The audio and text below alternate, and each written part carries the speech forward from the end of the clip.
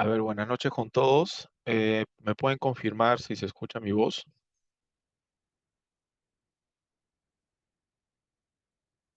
Buenas noches, ingeniero. ¿Sí se escucha? Ya, listo, muchas gracias. Vamos a reanudar en lo que es el diseño en perfil, en donde nos habíamos quedado en la clase pasada. Habíamos realizado el diseño de la rasante, ¿no? Un diseño así a grosso modo, trazando un perfil de diseño, el cual está representado por esta línea celeste.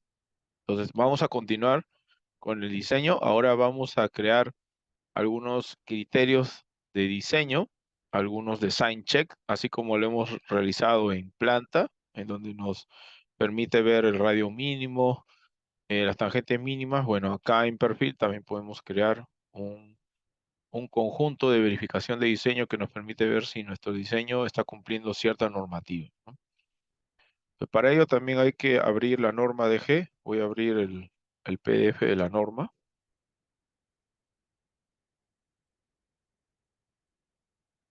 Aquí está. El capítulo de perfil está aproximadamente en la página 180. Bueno, acá están las curvas verticales. Acá inicia todo el capítulo de diseño en perfil, ¿no? Diseño geométrico en perfil. Lo que es generalidades y consideraciones de diseño está en las PPT que les he compartido, de la parte 1 y la parte 2 de perfil. Sobre todo en la parte 1 está la parte teórica, ¿ya? Aquí vamos a hablar rápidamente de algunos parámetros mínimos y máximos. Por ejemplo, en pendiente tenemos la pendiente mínima. La pendiente mínima que nos dice la norma es de 0.5 o de 0.35 excepcionalmente, ¿no? Nosotros vamos a considerar la pendiente normal, la pendiente mínima normal de 0.5. Esta pendiente máxima es en valor absoluto, ¿no? O sea, mi máxima puede ser, o perdón, mi mínima puede ser menos 0.5 negativo o 0.5% positivo, ¿no? Cualquiera de los dos valores eh, se acepta como mínimo. Pero acá dice, obviamente, si existen bermas, ¿no? Acá dice, si existen bermas, debe tener esta pendiente mínima, ¿no? Puede tener esta pendiente mínima. Es toda una serie de condicionales que se tienen que cumplir aquí, ¿no? Si la calzada posee bombeo de 2%, ¿no? La calzada posee bombeo de 2%, y no existen bermas y o cunetas, se podrá adoptar excepcionalmente sectores con pendientes de 0.2. ¿Ok? Normalmente, si no existen bermas o no existen cunetas, ¿qué significa? Si no existen bermas es porque es una carretera de un orden muy inferior, ¿no? Que no requiere bermas. Y si no tiene cunetas, puede ser que sea una zona en relleno, ¿no? Una zona en relleno que normalmente esa zona no requiere cunetas. Entonces, en este tipo de secciones, nos dice que la pendiente longitudinal puede ser hasta 0.2%, ya 0.2%, la pendiente mínima, ¿no? Si el bombeo es de 2.5, ya sube de 2 a 2.5, excepcionalmente podrá adoptarse pendientes iguales a 0, dice. Pero estamos en el mismo caso en la que no existen bermas, ¿ya? Porque es una condicional en la que no me habla de las bermas en la siguiente línea. Entonces se entiende que continúa esta misma condición, la única que cambia es el bombeo. Entonces, si fuera menos 2.5, no tiene berma, entonces la pendiente longitudinal puede adoptarse excepcionalmente el valor de 0%. Pero dice excepcionalmente. Ya, esa es en una condición en la que no se pueda adoptar una pendiente mínima de 0.2 o una pendiente de 0.5 o 0.35, sino tenga que adoptarse 0. Pero ya si tenemos bermas, si tenemos franjas de bermas, tenemos una berma por aquí y otra por aquí, aquí no me habla del bombeo, ¿no? No me está hablando del bombeo, que se da a entender que ya sea 2 o sea 2.5, ya sea 2 o 2.5, si existen bermas, la pendiente mínima deseable es 0.5 y la mínima es excepcional, igual solamente en algunos casos, 0.35, ¿no? Eso es lo que nos dice la norma. ¿Por qué cuando tiene berma, tiene más pendiente, la pendiente mínima sube? Porque al tener berma tenemos una franja más, ¿no? Y esto implica un aporte mayor. Entonces, para poder, a medida que hay más aporte de aguas superficiales, para poder evacuar rápido las aguas se necesita una pendiente mayor, ¿no? Por eso es que la pendiente mínima se incrementa. Y luego dice, en zonas de transición de Peralta en la que la pendiente transversal se anula, ¿qué significa? Que, por ejemplo, nosotros tenemos en una curva un punto de superelevación llamado level crown, en donde en ese punto un lado tiene pendiente cero, ¿no? Y el otro lado tiene el bombeo. Cuando se tiene esta sección, dice que en esta zona se puede utilizar una pendiente, la pendiente mínima debe ser de 0.5, ¿no? Eso es lo que nos dicen. Zona de transición de Peralta en la que la pendiente transversal se anula, la pendiente mínima deberá ser de 0.5. O sea, en esta zona, como hay bombeo cero, no hay forma de evacuar transversalmente las aguas. Entonces, la única manera de evacuar las aguas es longitudinalmente. ¿Ya? Eso es lo que nos dice la norma. Ahora, a veces esta sección de 0% es puntual, ¿no? No es que se dé cero en toda la calzada, ¿no? Sino, mejor dicho, en todo el eje, sino solamente en las entradas o salidas a las curvas, ¿ya? Entonces, en pocas palabras, estaríamos diciendo que en las curvas no debería haber una pendiente nula longitudinal, sino una pendiente mínima de 0.5. ¿Ya? Eso es lo que nos está diciendo, cuando tenemos un tramo curvo. Ese es en lo que respecta a la pendiente mínima.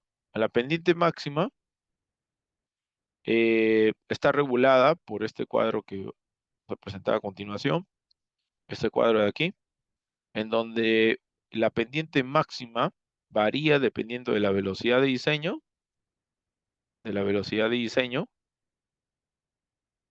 de la clasificación de la vía y de la orografía, ¿no? Acá están las 4 orografías, de plana hasta escarpada. Dependiendo de cada una, va variando, ¿no? Por ejemplo, en nuestro caso, nosotros tenemos velocidades de 50 y 60. Tenemos orografía tipo 2 y clasificación segunda clase, ¿no? Orografía 2 y también tenemos 3.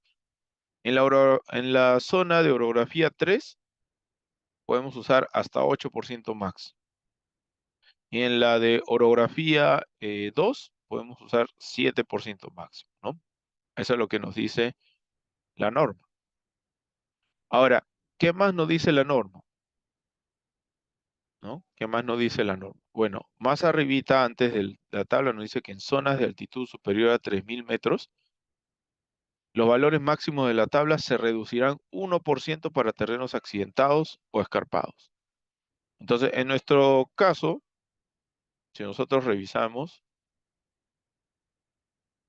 ya, si nosotros revisamos, eh, en nuestro caso tenemos una altitud máxima, si nosotros vemos el perfil longitudinal, tenemos una altitud máxima de 1.278 metros, ¿no? Poco más de 1.278. O sea, estamos a menos de 3.000. Entonces, ¿eso qué significa? De que esa reducción no aplicaría, ¿no? No aplicaría porque esto es para mayor a 3.000. Entonces, las pendientes máximas no es necesario reducirlas en 1%.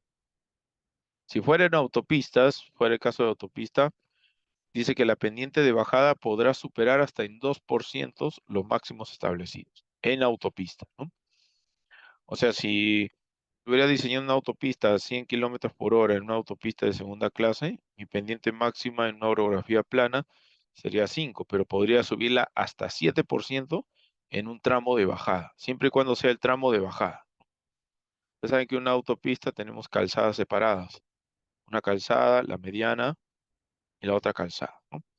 Entonces, por alguna razón, quizás en el tramo de subida, en el tramo de subida, que acá sí tiene que ser 5% máximo, pero en el tramo de bajada, capaz tenemos viviendas que están, no sé, un poco más arriba, están aquí un poquito más arriba las viviendas, no convendría ir tan abajo, ¿no? Entonces aquí quizás podríamos sobrelevar un poquito más la calzada, por aquí más cerca de estos linderos, y eso que implicaría que seguramente la pendiente tenga que ser más fuerte. Esta línea de aquí, que tiene que ver, a ver, un momento.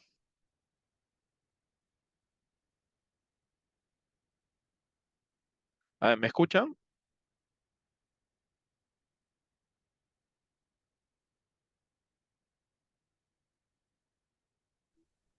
Sí, se le escucha. Ya, pero ¿ven que mi pantalla se mueve? Sí se puede visualizar, ingeniero. A ver, lo que me parece que se me ha congelado la pantalla. A ver, un momento, ¿ya?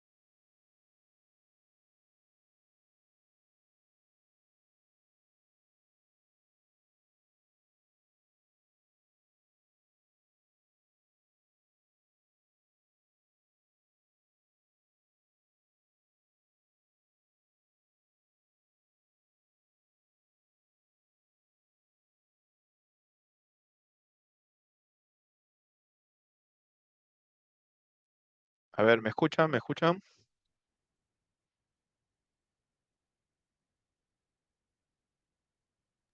Sí se le escucha, ingeniero. Ya, ok, gracias. Sí, disculpen, se me había congelado la máquina. He tenido que reiniciarla. A ver, un momento que abra, y mientras que abra el civil voy a seguir explicándoles la parte normativa.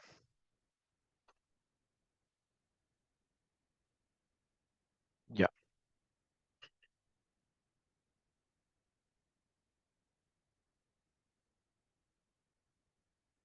ya, estábamos acá en la pendiente máxima, ¿no? Entonces les estaba diciendo que en una autopista a veces podemos tener un tramo de subida.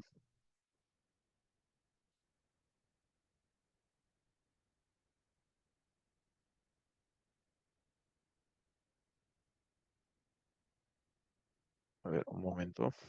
Y el rasante, ya. Ya, podemos tener un tramo de subida, ¿no? Acá está la mediana. Un tramo en bajada, porque las autopistas, las calzadas tienen sentidos independientes.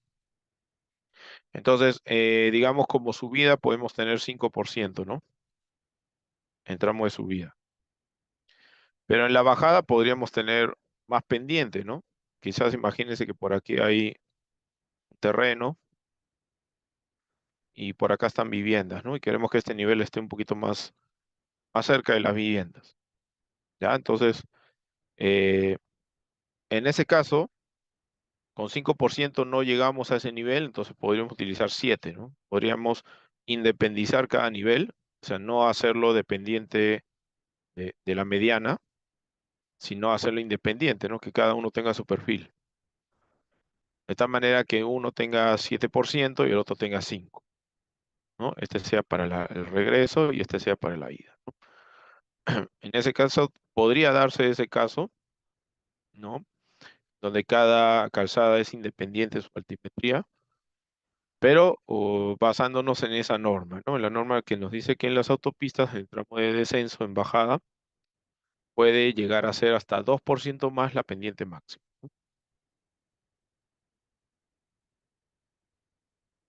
¿Ya? Entonces, eso es con respecto a este otro criterio de aquí, ¿no? Este otro criterio que dice. Ahora, también más abajo hay valores excepcionales en la pendiente máxima, pero esto es cuando se trata de una carretera de tercera clase.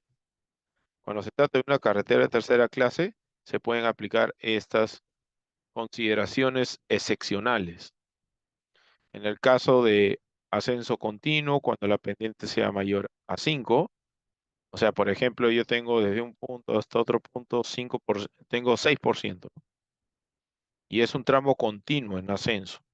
¿Qué nos dice ahí? Que se proyectará más o menos, este es un término que no necesariamente tiene que ser 3 kilómetros, sino en promedio, ¿no? Más o menos, eso es lo que quiere decir esa palabra, que cada 3 kilómetros se debe ubicar un tramo en descanso, con una longitud no menor de 500, ¿no? O sea, significa que si este es el tramo en ascenso continuo, en algún punto voy a tener que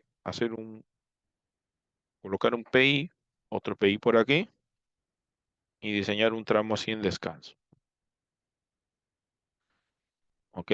Un tramo de descanso en donde dice que ese tramo debe ser como mínimo 500 metros, ¿no? 500 metros. Y una pendiente no mayor a 2%, ya sea en pendiente en ascenso o en contrapendiente, ¿no? Puede ser así también, en contrapendiente, pero que sea no mayor de 2%. Eso es lo que nos dice esa parte de la norma, ¿no? Dice también en general que cuando se empleen pendientes mayores a 10%, los tramos con tales pendientes no excederán a 180 metros. La máxima pendiente promedio en tramos de longitud mayor a 2 kilómetros no debe superar 6%. Podemos tener, por ejemplo, una pendiente de subida, una de bajada, etcétera, ¿no? Podemos tener varias variaciones de pendiente, pero el promedio de ellas, el promedio dice debe ser menor o igual a 6%, ¿no? Eso es lo que me dice la norma, como pendiente promedio en 2 kilómetros, ¿no? En un tramo de 2 kilómetros. Y la última que nos habla es que en curvas de radios menores a 50 metros, en curvas de radios menores a 50 metros, debe evitarse pendientes mayores a 8% para evitar que las pendientes del lado interior de la curva se incrementen significativamente. Bueno, nosotros cuando tenemos una curva de volteo, por ejemplo, ¿no? Una curva de volteo, sabemos que este borde de aquí, todo este borde, tiene mayor pendiente que la pendiente en el eje, ¿no? Que en el eje de la calzada. E incluso es mayor que la pendiente en el borde exterior de la calzada, ¿no es cierto? En la parte exterior de la curva.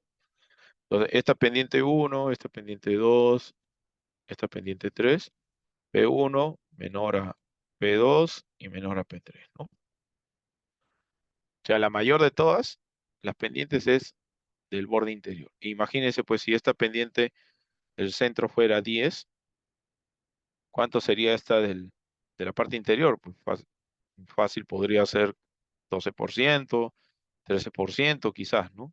Va a aumentar aquí la pendiente, ¿ya? Normalmente sucede así.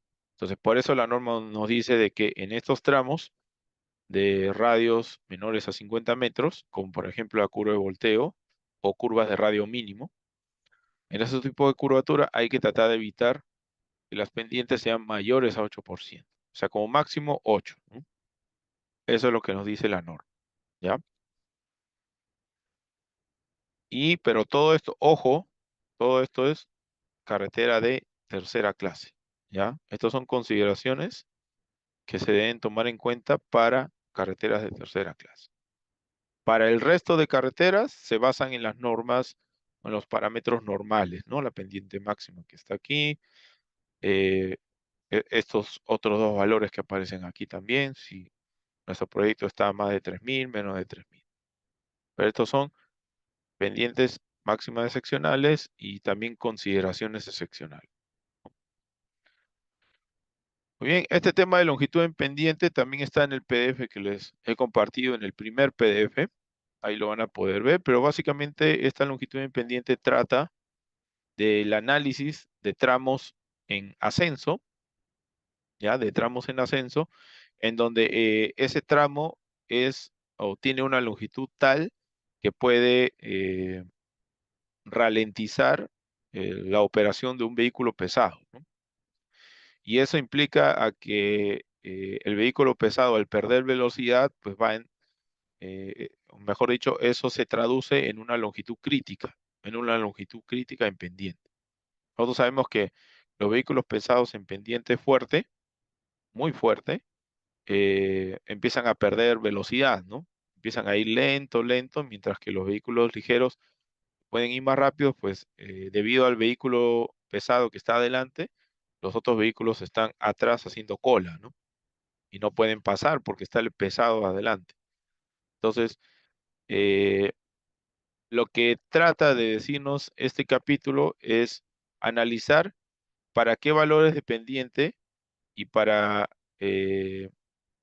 cuál velocidad, dependiendo de la velocidad en la que nos encontremos en la pendiente y dependiendo del valor de pendiente, cuál es la distancia recorrida a la cual se puede mantener este valor de velocidad. Por ejemplo, este abajo de aquí nos dice disminución de velocidad en pendiente, ¿no?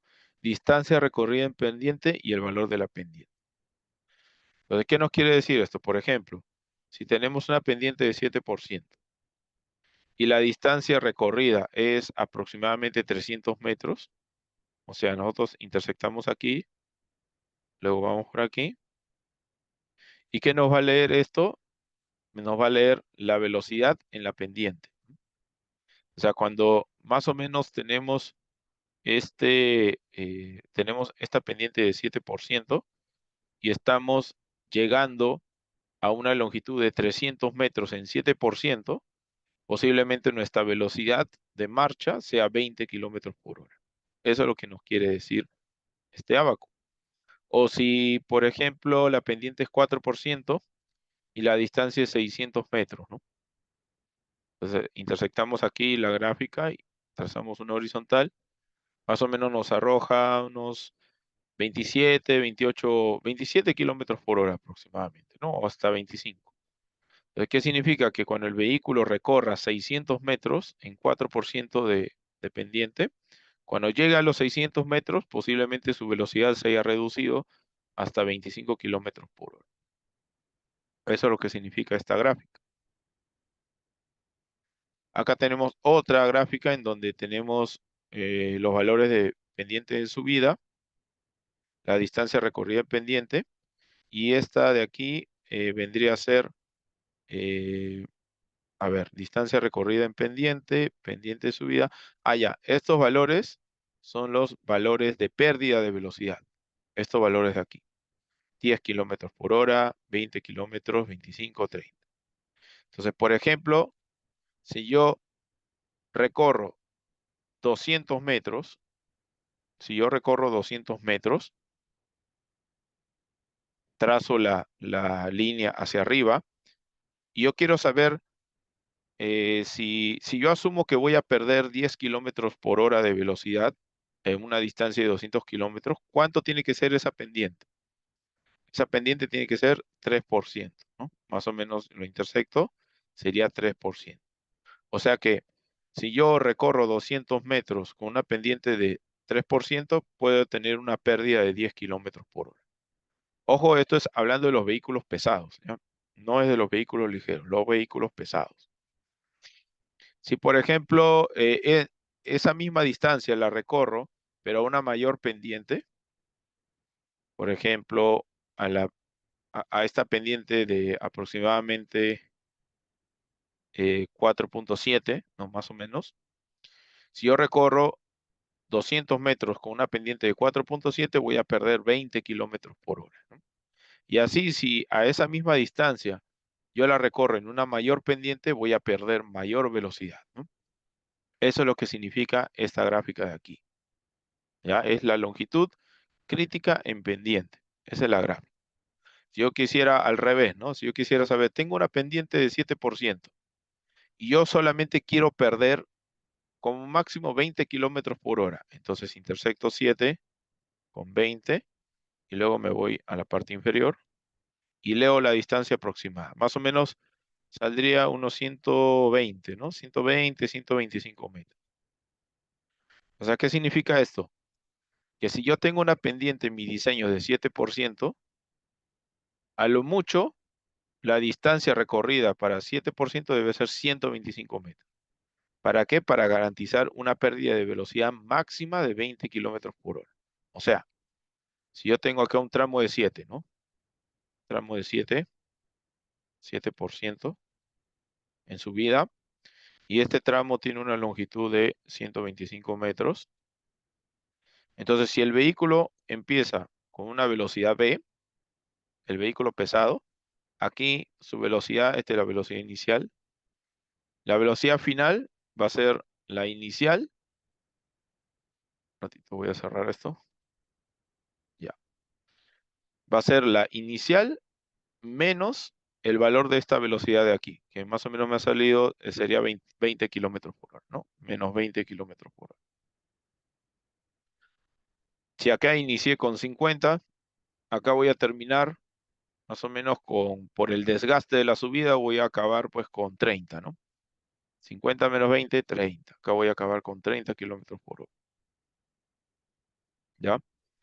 Eso significa esta gráfica, ¿no? Es una gráfica interesante porque me permite evaluar, ya que nosotros somos lo que le damos como diseñadores la pendiente, nos permite evaluar si esa pendiente tiene una longitud crítica, ¿no? Si pasa la longitud crítica, sobrepasa o es menor a la longitud crítica, ¿ya? Dependiendo de cuánto como máximo queremos perder de velocidad. ¿Ya? Eso es importante esta gráfica de acá. En base a eso se abre el tema de carriles adicionales. Básicamente este tema de carril adicional habla de los carriles de ascenso, ¿no? Los famosos carriles de ascenso, que normalmente son carriles adicionales en donde sirven, dependiendo si es una autopista o una carretera, sirven para el tráfico lento o para el tráfico rápido. Por ejemplo, en una carretera, si nosotros dibujamos por aquí una carretera, ¿cierto?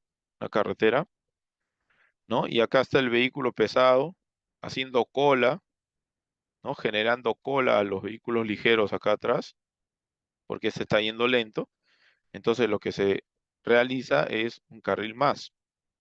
Cuando es una carretera bidireccional, el carril adicional va a la derecha, así. Y este carril adicional es un carril lento, de velocidad lenta. O sea, ¿qué significa? Que acá van a ir los pesados, ¿no? Los pesados se acomodan aquí, los vehículos pesados se acomodan aquí, y los ligeros continúan por este carril, los vehículos ligeros. Entonces, con esto, el vehículo pesado se acomoda aquí, va a velocidad lenta, y los ligeros pasan a la velocidad normal, ¿no? Y ya no se produce esas colas, ¿no? Para eso sirven los carriles de ascenso. En autopistas, el carril, según la norma, el carril de ascenso va en el lado, va entre la mediana y la calzada, ¿no? Acá lo dicen autopistas, los carriles adicionales deben ubicarse al lado izquierdo de la calzada, ¿no?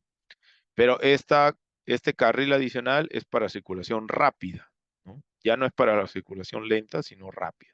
O sea, si yo tengo una autopista, una calzada, acá tengo la mediana, y acá tengo otra calzada, lo que me está diciendo es que el carril adicional va acá, ¿no? Obviamente asumiendo que este es el sentido de la vía, ¿no? Entonces va acá el carril adicional.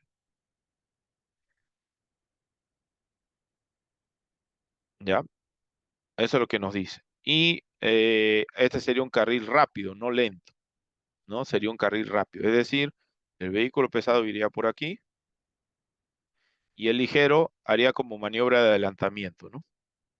Aquí, maniobra de adelantamiento y aquí irían los ligeros, ¿ya? Ahora, ¿cuál es la longitud de la cuña? ¿Cuál es la longitud? ¿Hasta dónde llega el carril de ascenso y la cuña de salida? Eso para más detalle lo van a ver en el PDF, ¿ya? En el PDF que los compartí, ahí está ese detalle.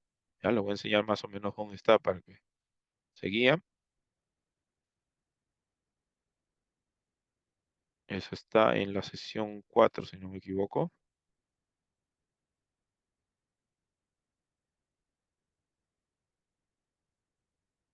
Ah, no, esta es planta.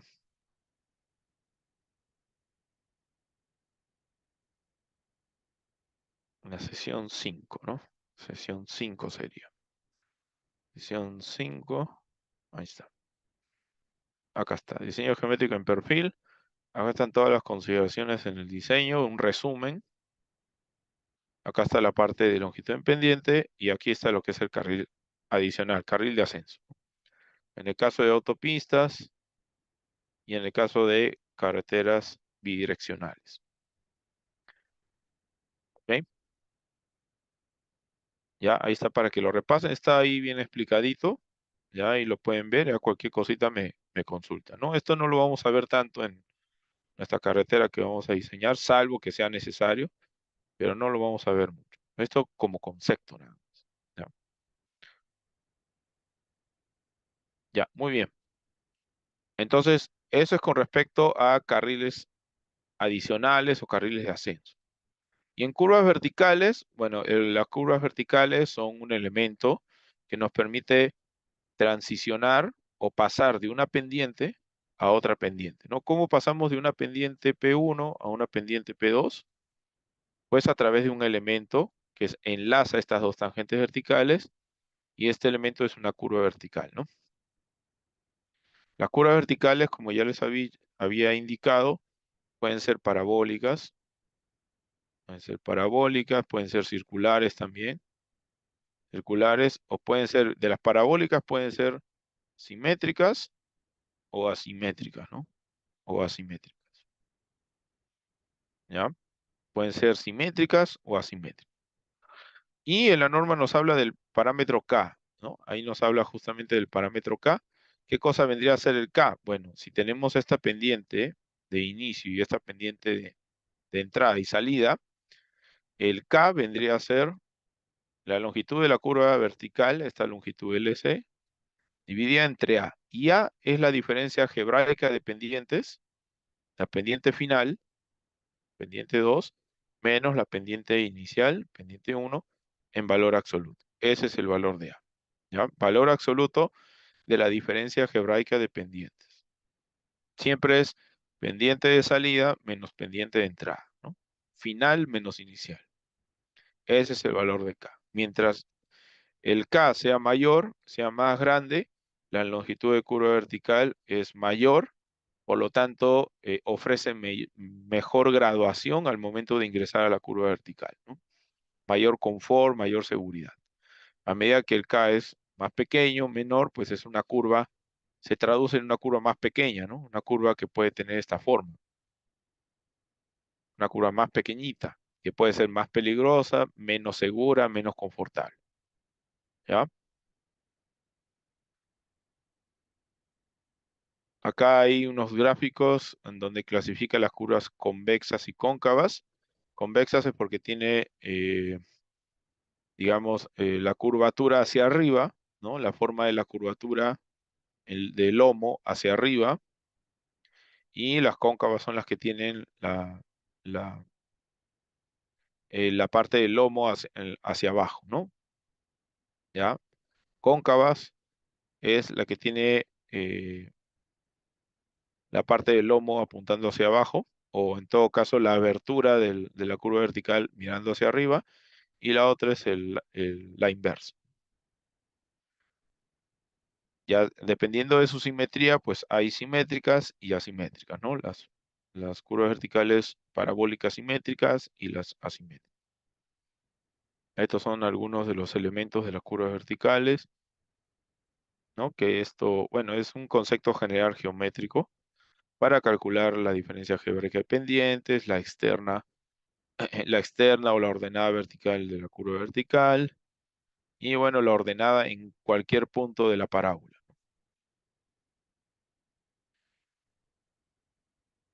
Luego, para el cálculo de las longitudes de curvas verticales convexas y cóncavas, dentro de las convexas tenemos las longitudes de curvas convexas según el criterio de distancia y visibilidad de parada y según el criterio de distancia y visibilidad de adelantamiento o paso. Claro, porque nuestra curva vertical, como es un elemento que deforma la rasante, ¿no es cierto? Es un elemento, digamos, que está, para el usuario es una deformidad, ¿no es cierto? Entonces, esta forma convexa puede ser un obstáculo de visibilidad, ¿ya? Entonces, podemos tener dos problemáticas, ¿no? Podemos tener problemas en la visual para poder frenar, ¿no? En el caso de que veamos a un obstáculo ahí adelante parado, estacionado sobre la vía, y necesitemos frenar, pues esta curva vertical debe ser lo suficientemente amplia para poder frenar a tiempo, ¿no? Entonces, para ello se debe cumplir que esta curva vertical debe satisfacer la condición de visibilidad de parada.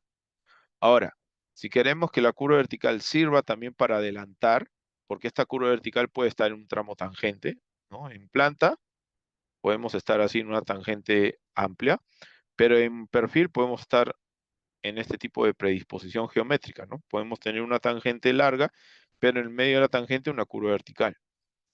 Entonces, si queremos que en esta tangente se adelante, esta curva vertical debe ser lo suficientemente amplia para garantizar el adelantamiento, ¿ya? El adelantamiento.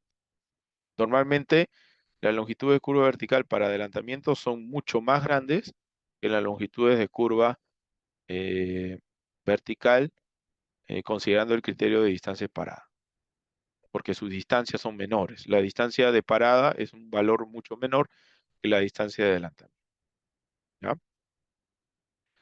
Estas son las fórmulas que se utilizan dependiendo si es el criterio de parada. Esta es la fórmula general. Este H1, H2 hace variar la fórmula, porque este H1, H2 depende del vehículo que nosotros utilicemos para realizar el cálculo. Si tenemos un vehículo, por ejemplo, sobre una rasante, tenemos un vehículo ligero, tenemos ahí un vehículo ligero. Entonces, la altura del ojo del conductor a la rasante en este vehículo es diferente a la de un camión, ¿no? Un vehículo que viene en un camión, ¿es cierto? El conductor está a una altura mayor, ¿no? En donde el H1 es diferente al H2, ¿no? Son diferentes. Normalmente se utiliza como vehículo el vehículo ligero. ¿Por qué? Porque es el vehículo en donde el conductor tiene menor altura de visual para poder ver un obstáculo adelante, ¿no? En cambio, el camión, por ser más alto, el conductor tiene mayor altura de visión. Entonces, no se utiliza al vehículo pesado, sino al vehículo ligero. Como el vehículo ligero ese es el más crítico, y para el vehículo ligero se han adoptado estas alturas, ¿no? La altura H1 es 1,07 m, que es la altura del ojo del conductor a la rasante, o sea, esta altura H1. Y para el análisis de parada se considera que la altura 2, que es 0,15, es la altura del obstáculo. O sea, en una curva vertical, aquí está el vehículo, que va a una velocidad V,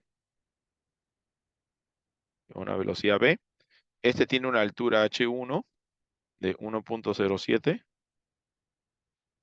y el obstáculo que está adelante, que es el que está a velocidad 0, ¿no? Este obstáculo, el conductor tiene que ser capaz de ver ese obstáculo por lo menos una altura de 0,15. Por lo menos debería verlo una altura de 0,15. O sea, el vehículo en reposo puede ser que tenga mayor altura, pero por lo menos debería haber, ese cuerpo debería haber 0.15 metros del total de la altura del vehículo que está estacionado o del obstáculo, ¿no? Por lo menos debería haber 0.15 metros. ¿Ya? Ese es para distancia parada. Reemplazando estos valores en la fórmula, hace que la ecuación se abrevie de esta forma, ¿no? Esta forma de aquí o esta forma de aquí, dependiendo si la distancia de parada es mayor a la longitud de curva vertical o si es menor a la longitud de la curva vertical. ¿Ya? Eso es para parada. Con ese adelantamiento, el H1 es el mismo, ¿ya? Porque es del vehículo ligero. Y el H2 cambia, ¿ya? La altura 2 del conductor cambia, ¿no? Acá, bueno, acá hay un error, ¿ya? Acá hay un error. El valor que debe considerarse es 0.30, ¿ya? 0.30, no es 1.30, ¿ya? Es 0.30. Bueno, eso lo podemos corroborar reemplazando en la fórmula, ¿no? Si nosotros reemplazamos el 1.30 o el 0.30, a ver, vamos a reemplazarlo. Acá en esta parte de aquí sería, a ver si lo operamos, ¿cuánto sería? Tenemos 200 por paréntesis, H1 1.07 raíz, ¿no? Raíz de esto, más la raíz de 1.30, ¿no? A ver, 1.30, vamos a probar con 1.30 raíz, todo eso al cuadrado, ¿no? Todo eso al cuadrado y dividido entre A, pero bueno, A es una variable, ¿no? Vamos a poner hasta ahí. Sale 945, ahí vamos a ver. Y abajo nos sale 900 y redondeado 940. Ah, es 1.30, perdón. 1.30. Esta es la altura, ¿ya? Este punto 30 no es. Este de aquí no es. Es este, ya acá hay un error. Este de aquí es. Reemplazando el H1 y el H2, 1.07 y 1.30, me sale consistente con esta fórmula. Reemplazando la fórmula general, la fórmula que está acá arriba, en estas dos fórmulas generales, me coincide, ¿no? Me coincide este factor de aquí, 946, con lo que hemos calculado, ¿ya? Entonces, acá es diferente, ¿no? Acá ya no tengo que ver poco del vehículo, tengo que ver 1.30, ¿no? 1.30 del vehículo para poder adelantarlo, ¿ya? O sea, tengo que ver mayor cuerpo del vehículo, el cual quiero, el cual viene en el sentido opuesto, ¿no? Si, por ejemplo, acá hay un vehículo que está viajando a una velocidad y acá adelante hay un vehículo a menor velocidad y quiero adelantarlo a él, y en la otra parte de la curva vertical hay otro vehículo, este está a la velocidad B, este también está a la velocidad B, y este está a menor velocidad. Entonces yo tengo que ser capaz de ver en esta curva vertical al otro vehículo, al que viene en sentido opuesto. Tengo que ver por lo menos 1,30 m de su altura. ¿Ya? Esta altura de aquí debe ser 1,30 m. Este de aquí es 1,07, ¿no? ¿Ya? Entonces, bajo esas condiciones, reemplazando esos valores, nos sale esta ecuación un poco más sintetizada, ¿no? Un poco más abreviada. ¿Ya? Ese es para las convexas. También podemos regular, como ya les había indicado, la longitud de las curvas verticales utilizando el valor de K, pero cuando es una carretera de tercera clase. Entonces, cuando es tercera clase, no es necesario calcular las curvas verticales, solamente es suficiente con controlar el valor de K. Controlamos el valor de K según estos valores que están aquí tabulados, dependiendo si es visibilidad de parada o visibilidad de paso, entonces ya estaríamos cumpliendo con la norma. Cuando tenemos curvas cóncavas, utilizamos estas fórmulas de aquí. Estas sí no son generales, estas son, ya están simplificadas. ¿Ah? Aquí está.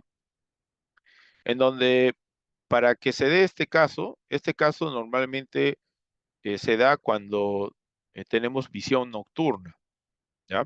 Si bien es cierto, la cóncava, la misma geometría, no es un obstáculo, ¿ya? La misma geometría no es un obstáculo de visibilidad porque tiene la abertura hacia arriba, pero en el caso de que estemos de noche, ahí sí podemos tener dificultad de visibilidad, ¿no? Imagínense que estemos de noche, ¿no? Y el vehículo está viajando, ¿no? Y como el vehículo en algún punto de la curva vertical, su luz delantera no necesariamente apunta a esta dirección, ¿no? Sino que siempre es, digamos, paralela en un punto específico de la curva, es paralela, ¿no es cierto? Entonces, este haz de luz solamente va a ver hasta cierta parte de la curva vertical, no va a ver el resto de la curva vertical. Entonces, lo que se tiene que cumplir aquí es que de noche, en una visión nocturna, el vehículo sea capaz de lanzar su rayo de la luz delantera y poder ver a esa distancia de la luz delantera, poder ver el vehículo que esté parado, que esté estacionado y pueda frenar a tiempo, ¿ya? Para las curvas verticales cóncavas no hay restricción a adelantamiento, pero sí en parada. En parada sí hay restricción, ¿ya? Acá, por ejemplo, podemos ver en las fórmulas que no me indica la distancia de visibilidad de adelantamiento, sino la de parada, ¿no? Solamente se utiliza la de parada, ¿ok? No les había mencionado, pero podemos utilizar las fórmulas o podemos utilizar también estos ábacos, cualquiera de los dos, ¿ya? Nosotros vamos a utilizar las fórmulas. Digamos, vamos a hacer una forma más analítica. También en el caso de las cóncavas, se debe cumplir esta ecuación, esta pequeña ecuación que está aquí. Esta ecuación tiene que ver con los efectos gravitacionales y fuerzas centrífugas, perdón, ¿ya? O sea, una curva cóncava se presta para poder realizar quizás un tipo de alteración en la operación de un vehículo cuando vienes de una pendiente en bajada, cuesta abajo, y luego pasas a una curva cóncava y pasas a un cambio de pendiente, ¿no? Ese efecto de tobogán que se puede dar en una curva cóncava, precisamente va a depender de qué tan grande sea esa longitud o sea tan corta. Si es corta la longitud, podría ser muy brusco el cambio de pendiente que se pueda dar viniendo de un tramo muy largo en tangente. Yo puedo venir una tangente muy larga y una cóncava muy cortita, ¿no? Entonces, esta cóncava de aquí, por efectos gravitacionales, o sea, si nosotros venimos desde este punto hasta este punto, ustedes saben que acá se acumula bastante energía potencial gravitatoria, ¿no? Y eso se traduce en energía cinética. Entonces aquí vamos a llegar a una velocidad muy alta. Si esta longitud de curva no es lo suficientemente grande para atenuar esa velocidad, para acolchonar esa velocidad, ¿no? Entonces podría pasar o podría darse pues una maniobra errada en esta parte, ¿no? En esta curva cóncava. Entonces, para regular esa longitud también se utiliza esta formulita que es sencilla, ¿no? Depende de la diferencia algebraica de pendientes, la velocidad de diseño dividido entre 395. O sea, nuestra curva vertical no solo debe cumplir estas dos ecuaciones, sino también tiene que cumplir esta de aquí, esta ecuación de aquí. Tiene que cumplir, ¿ya? También para las cóncavas, si es una carretera de tercera clase, podríamos regular las longitudes utilizando el valor de K. Si utilizamos el valor de K, podemos regular también esas longitudes. Sin necesidad de calcular la longitud de curva vertical con las fórmulas o los ábacos, solamente con el valor de K.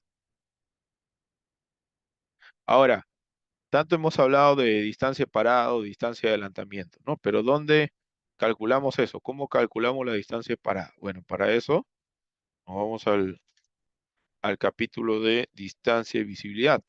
Eso está más o menos en la página. A ver, esa está más atrás. Aquí está, ¿no? Aquí está el capítulo, distancia y visibilidad. Está en la página del PDF en la 104. La fórmula que se utiliza para calcular la distancia parada, yo siempre utilizo la fórmula más que las tablas, ¿ya? Porque las tablas, por experiencia, les digo de que a veces hay unos cálculos que no están bien realizados. Entonces, es mejor realizarlo con la fórmula, con esta de aquí, ¿ya? Entonces, con esta fórmula es general,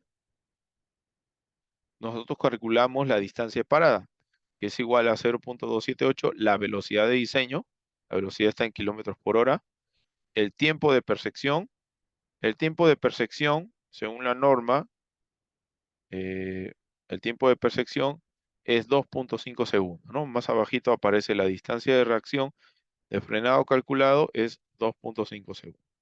O sea, es el tiempo que se demora el usuario en poder reaccionar y poder actuar para realizar el frenado, ¿no?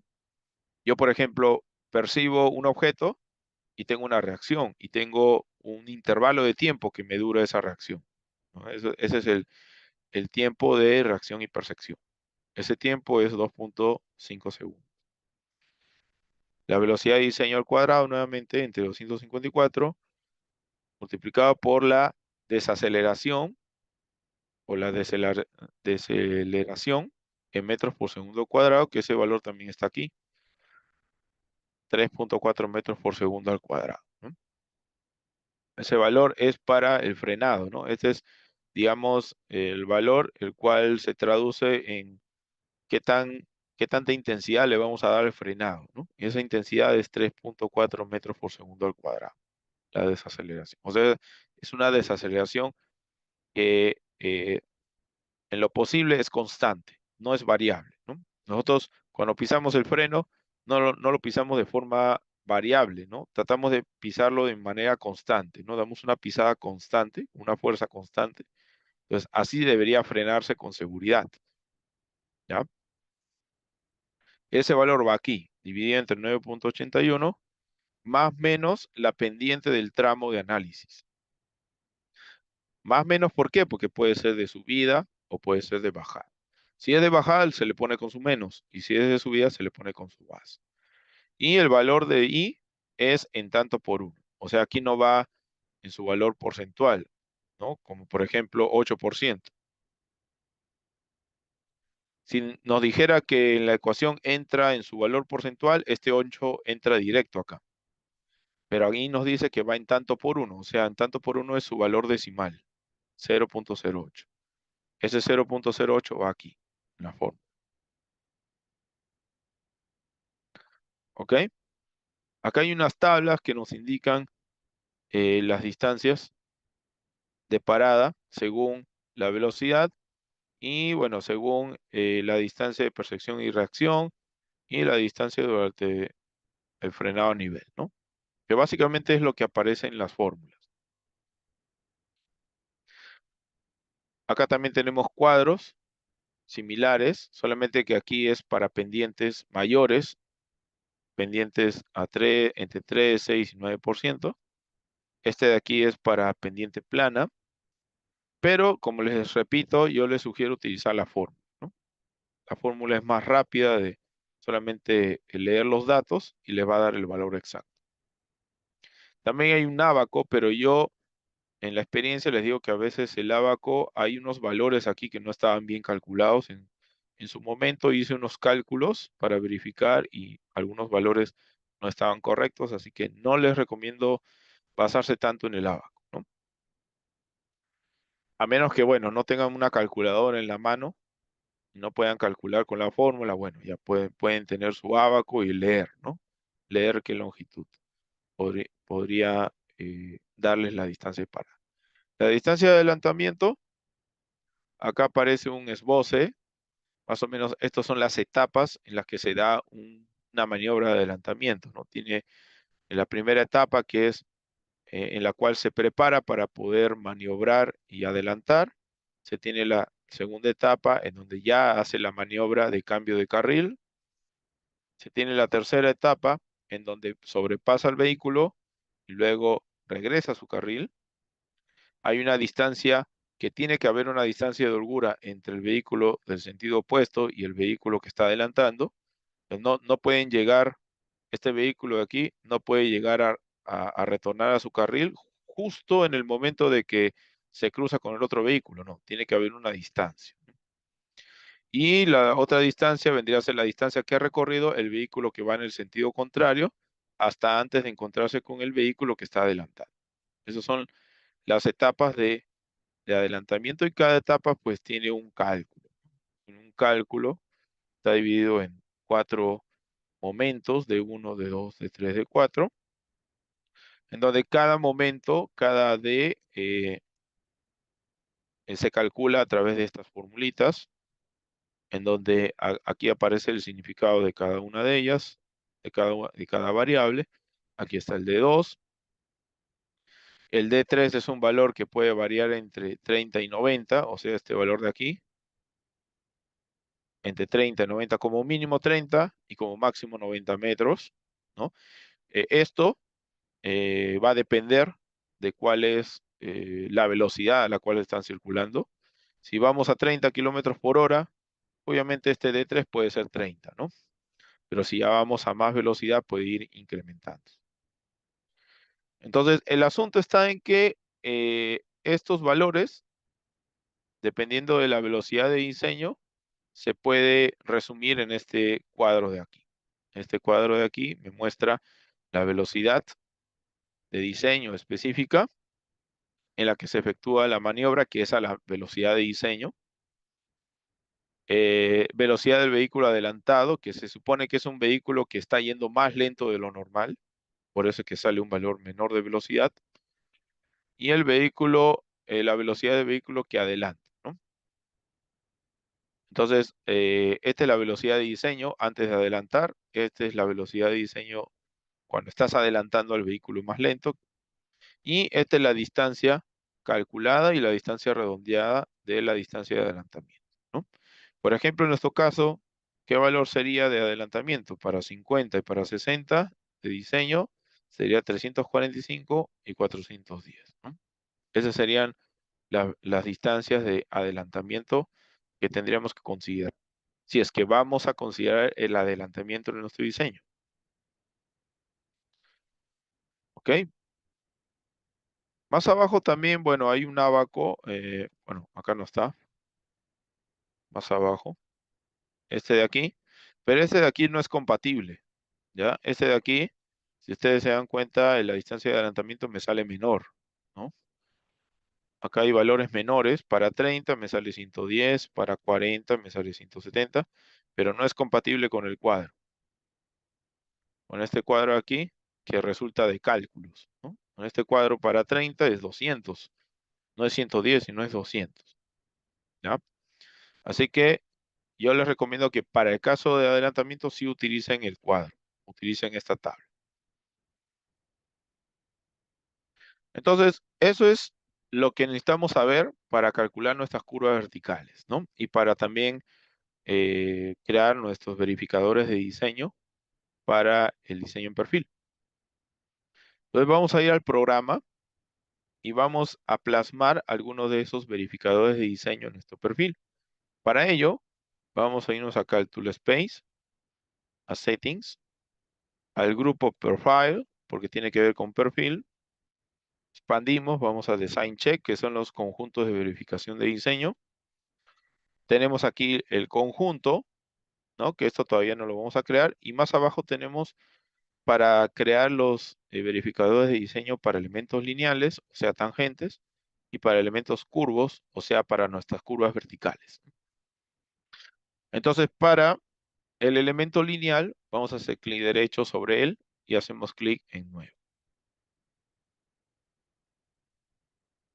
Si bien es cierto, nuestro tramo accidentado es corto y la pendiente máxima sería 8, para el resto del tramo sería 7%, nosotros vamos a considerar como máximo de pendiente 7%, ¿ya?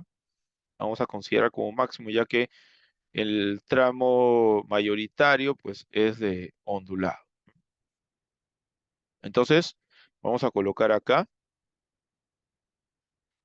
Vamos a colocarle pendiente. Pendiente mínima y máxima.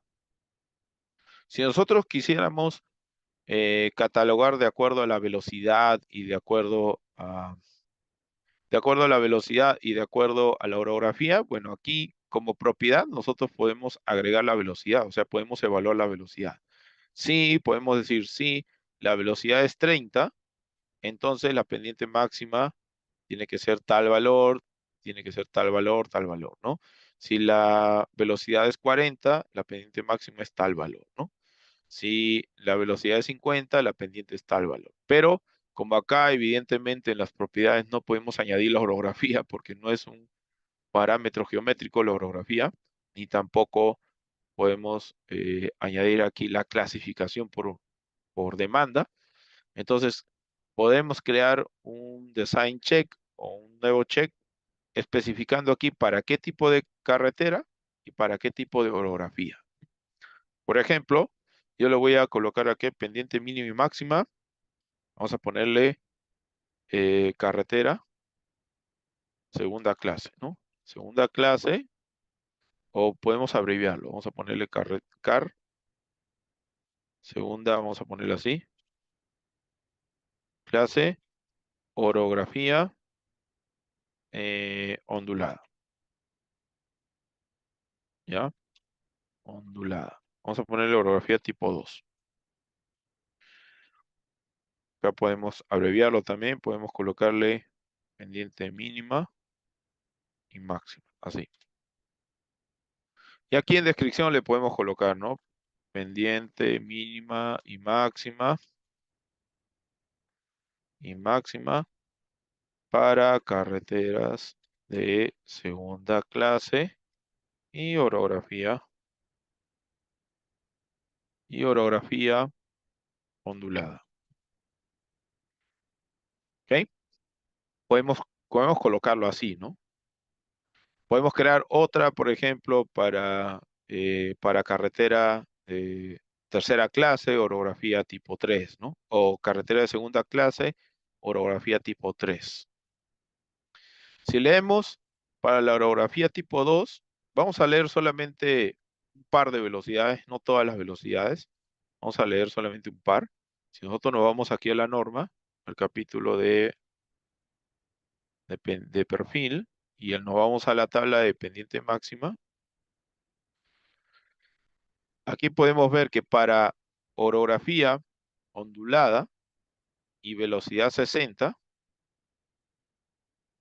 y clasificación segunda clase, ¿cuánto es la pendiente? Es 7, ¿no es cierto? 7%. Entonces nosotros colocaríamos aquí. Vamos a hacer, por ejemplo, para dos velocidades, ¿no? Vamos a hacer para 60 y para 70, porque para 60 y para 70 se aplica la pendiente de 7 y la pendiente de 6, ¿no? Pues vamos a hacer para esas dos. Entonces decimos, sí, buscamos la función sí. Sí, la velocidad de diseño, buscamos la propiedad velocidad de diseño, es igual a 60. Entonces, ¿cuánto tiene que ser la pendiente máxima? La pendiente máxima tiene que ser 7, ¿no es cierto? Tiene que ser 7. Pero yo no solamente quiero evaluar la pendiente máxima, quiero evaluar la mínima también. Entonces, ¿cómo evalúo la mínima? La mínima la voy a evaluar así. Vamos a evaluar de esta fórmula. Vamos a irnos a las propiedades y como queremos evaluar la pendiente longitudinal, tenemos que llamar a la propiedad llamada tangent grade. Esta propiedad tangent grade me permite leer la pendiente del diseño. ¿Ya? Ahora, esta pendiente tiene que ser mayor ¿a quién? A la mínima, ¿no es cierto? Tiene que ser mayor o igual, utilizamos el signo mayor o igual, a la pendiente mínima. ¿Cuánto es la pendiente mínima? 0.5, ¿no? Pero ese valor de 0.5 es en porcentaje. Cuando nosotros estamos aquí en la calculadora de expresiones, o en la creadora de propiedades nuevas, no podemos utilizar los valores porcentuales, sino los valores decimales. Entonces le tenemos que colocar 0.5 sobre 100.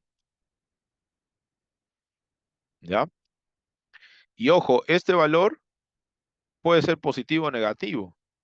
Entonces, ¿qué significa? Que si, por ejemplo, mi pendiente me sale menos 0.5, entonces me tiene que leer esa pendiente, pero en valor absoluto.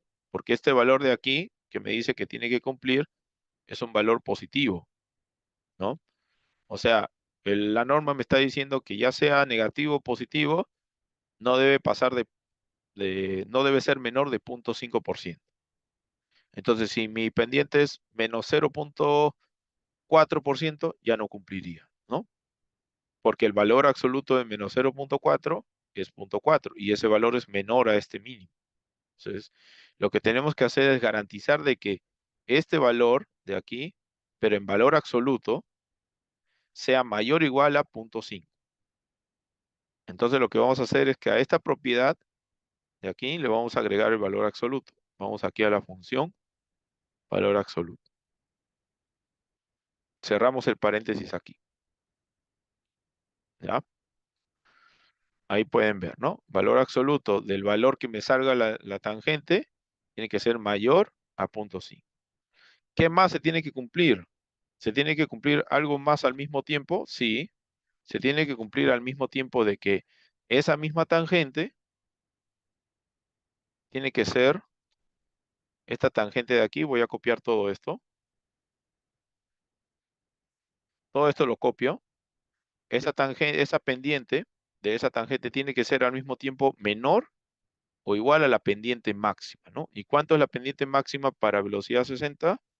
7, ¿no? 7 sobre 100, ¿ya?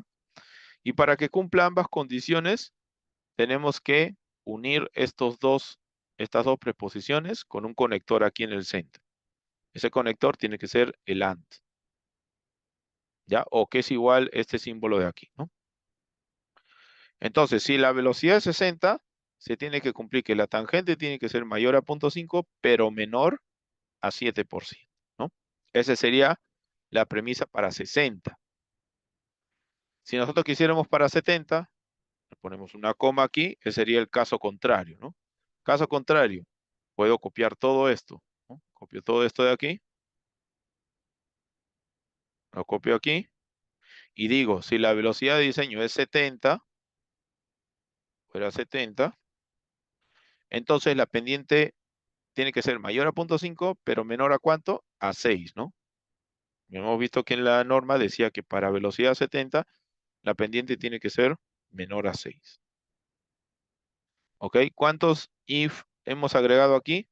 Hemos agregado 1, 2 if. Entonces aquí van dos paréntesis. 1, 2. Porque este paréntesis de acá es de esta preposición, ¿no? De toda esta preposición de aquí. Estos dos últimos son de los if que hemos agregado. Este if de aquí y este if. Acá podría haberle agregado un caso contrario, ¿no? Porque aquí le estoy agregando otro if y este if está quedando sin el caso contrario, ¿no? Podría haberle agregado otro caso contrario. ¿Ya? Pero lo voy a dejar ahí, ¿no? Porque no tenemos para más velocidades, solamente 60. Y para 50 aplicaría para otra, sería otro evaluador, ¿no? Ya no sería orografía tipo 2, sino sería tipo 3, ¿no? Pero en este caso, como la mayoría del tramo es tipo 2, vamos a utilizar esta de aquí, nada más. ¿Ya? A ver, hay un error aquí en los argumentos. A ver, vamos a revisar. A ver, me parece que hay un error en los paréntesis, una coma de paréntesis, ya, concatena este de aquí. Caso contrario, sí, la velocidad de diseño es 70. Entonces,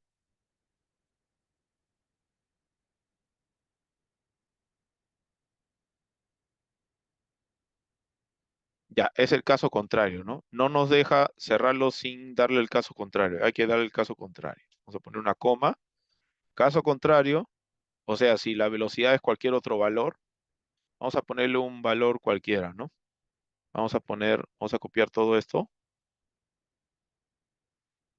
Ya. No me está dejando cerrar porque falta el caso falso, ¿no? El caso falso, vamos a decirle que la pendiente tiene que ser mayor a 0.5 y este valor tiene que ser menor a 5, pongámosle, ¿no? Ya, cualquier otro valor. Ahora sí ponemos los dos paréntesis, 1, 2, que son de los dos if. Ahora sí, ¿no? Ahora sí me permite cerrar. ¿Ya? Entonces ya hemos creado un verificador aquí, de pendiente mínima, pendiente máxima para carretera de segunda clase, orografía tipo 2. ¿Ok? Si quieren editarlo, le hacen clic derecho, edit, para poder cambiar algo, ¿no? Que ustedes vean conveniente, capaz se han equivocado por ahí, en una expresión. Pero quiero que se entienda, ¿ya? Quiero que se entienda bien. Primero, estamos evaluando la velocidad. Después de la coma va el caso verdadero. O sea, si se cumple que la velocidad es 60, ¿qué se tiene que evaluar? Se tiene que evaluar la tangente que sea mayor a 0.5, pero en valor absoluto, ¿ya? Y esa misma pendiente tiene que ser menor a 7%, ¿ya? Coma, caso contrario, porque es una condicional anidada. Caso contrario, si ahora la velocidad es 70, entonces se tiene que cumplir que la tangente tiene que ser mayor a 0.5, pero menor a 6%. ¿Ya? Como es anidada, nos falta el caso contrario, ¿no? Como ya vamos a cerrar la condicional, debemos decir caso contrario, la condición falsa. ¿Cuál sería la condición falsa? De que la pendiente sea menor a 5, tiene que ser menor a 5%, ¿no? Esto de aquí no se va a dar, ¿ya? No se va a dar porque nosotros vamos a utilizar la velocidad de 60, ¿ya? Pero en el caso de que ustedes quieran poner una condición falsa, pueden colocarle cualquier valor. Cualquier valor, no necesariamente esto de aquí. Pueden ponerle un 5, un 6, cualquier valor, ¿ya? No necesariamente un valor normativo. Le ponen cualquiera, porque lo que tiene que colocar acá son las velocidades, ¿no? Ya les había dicho que se diseña hasta 100. En nuestro país se diseña hasta 100, no se diseña más. ¿Ok? Entonces ustedes cuando armen su plantilla van a armar para velocidad 30, 40, 50 hasta 100. Entonces no va a haber un caso falso. El caso falso sería mayor de 100, ¿no es cierto? Pero ese caso falso no hay. No va a existir porque no vamos a diseñar a mayor velocidad. Por lo tanto, aquí el caso falso le pueden poner cualquier valor, ¿no? No va a importar, le pueden colocar cualquier valor simplemente para que funcione la expresión, ¿ya? Entonces, una vez que hemos creado la expresión, ahí tenemos la expresión para la pendiente, que normalmente en los tramos tangente evaluamos la pendiente, ¿no? Evaluamos la pendiente. Luego, para los elementos curvos, podemos hacer clic derecho, nuevo. ¿Qué podríamos evaluar aquí? Bueno, aquí es complicado meter las ecuaciones de distancia de visibilidad de parada y longitud de curva vertical, porque contiene varias variables, ¿ya? Eso lo vamos a realizar en un Excel mejor. Vamos a verificarlo ahí en un Excel si cumplen las longitudes de curva. Pero lo que sí podemos hacer aquí en las curvas verticales es, por ejemplo, calcular la longitud de curva vertical por fuerzas centrífugas y gravitacionales, ¿no? Esa ecuación que vimos acá, la ecuación que está en la parte de cóncavas, esta de aquí, ¿no? Esta sencilla, sí la podríamos calcular dentro de los verificadores de diseño. Entonces, aquí le vamos a poner longitud de curva vertical mínima, entre paréntesis, por gravitación y fuerzas centrífugas, ¿no? Vamos a ponerle así. ¿Ok? Y acá le ponemos una descripción, ¿no? Longitud de curva vertical mínima, longitud de curva vertical cóncava, ¿no? Cóncava mínima para atenuar los efectos gravitacionales y centrifugales. Centrifugales. Ya, listo. Y en la expresión, ¿cómo iría? Bueno, simplemente tenemos que evaluar la propiedad de longitud. Entonces vamos a buscar aquí la propiedad. Buscamos la propiedad que tenga que ver con la longitud. Vamos a buscar, aquí está, ¿no? La parte que dice Profile Curve Length. Esa vendría a ser la longitud de la curva en perfil, ¿no? Esta propiedad de aquí, este valor que va a leer del diseño, tiene que ser mayor o igual. Utilizamos el símbolo mayor o igual. ¿Qué valor? Que la ecuación que está aquí, ¿no? En esta ecuación de aquí. Ahora, en esta ecuación, a ver, en esta ecuación de aquí, el A me dice que el A está en porcentaje, ¿no es cierto? El A tiene que estar en porcentaje. O sea, la diferencia algebraica tiene que ser, por ejemplo, un valor de 10, un valor de 12, 15%. ¿Ya? O sea, acá directamente va el valor numérico del porcentaje. Pero en las expresiones, estos valores no son porcentuales, los que lee del programa, lee valores decimales. Para pasarlo a porcentaje, lo tenemos que multiplicar por 100, ¿no? O sea, en la expresión tenemos que colocar acá, colocar así, 100 por A, el B al cuadrado sobre 395. Así tenemos que colocar en la expresión, porque este valor de aquí, el programa lo lee, lo presenta como porcentaje, pero internamente lo lee como decimal. No lo lee como porcentaje. Entonces, para transformarlo en porcentaje, lo multiplicamos por 100. ¿Ya? Entonces, en el programa, aquí vamos a colocar 100 por, vamos a buscar la propiedad que me lee la diferencia algebraica dependiente, que no está como el valor de A, sino está como la propiedad llamada grade change, cambio dependiente. ¿Ya? Entonces, este cambio dependiente, ojo, este cambio dependiente, el programa también, aparte de dármelo en decimal, me lo da en valor algebraico, o sea, puede ser positivo o negativo. Pero yo lo que quiero acá es el valor absoluto. Entonces, a esta expresión de aquí le voy a agregar la función valor absoluto. ¿Ok? Y lo divido entre 395, ¿no? Esa sería la expresión para evaluar la longitud de curva vertical cóncava por fuerzas gravitacionales o efectos gravitacionales y centrifugales. ¿Ok? Si bien es cierto, en nuestro Excel también vamos a tener este valor indicado, pero para que vean que sí se puede colocar también aquí en los verificadores de diseño. Entonces vamos a hacer clic en OK y ahí tenemos ya un verificador más, ¿no? Longitud de curva vertical por fuerzas gravitacionales y centrífugas. Listo. Entonces, teniendo estos dos verificadores sencillos, ¿ya? Vamos a crear ahora un conjunto porque estos dos no se pueden introducir en el perfil individualmente, sino que se tienen que utilizar en forma de conjunto. Entonces vamos a irnos acá donde dice Design Check Sets y derecho nuevo. En información le vamos a colocar un nombre. Vamos a ponerle normas, diseño, perfil. Vamos a ponerle así. Vamos a Design Checks y vamos a agregar primero los del tipo lineal. Entonces agregamos este que ya hemos calculado. Agregamos. Vamos a cambiar a curva. Y vamos a agregar este que es de longitud de curva vertical por fuerzas gravitacionales y centrifugales. Cuando agregamos el verificador de diseño para curvas verticales, notamos de que se puede aplicar, se puede seleccionar a qué instancia lo aplicamos.